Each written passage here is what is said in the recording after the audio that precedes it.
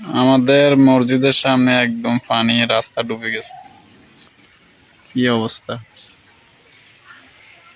জোরপুকুরিয়া মসজিদের সামনে রাস্তা ডুবে শেষ। এত বৃষ্টি হয়েছে আজকে। এই এই দিক দিয়ে বাড়ি পানির তলে, একদম বেহাল দশা। পুকুর ভাসি গেছে। এইদিকে একদম বাগানগুলো শেষ পানির তলে, টয়লেটও পানির তলে। যা অবস্থা, সামনে গেলে তো আরো বেতাল অবস্থা। এই যে পানি, রাস্তা, এইদিকে বেতাল অবস্থা, বেতাল।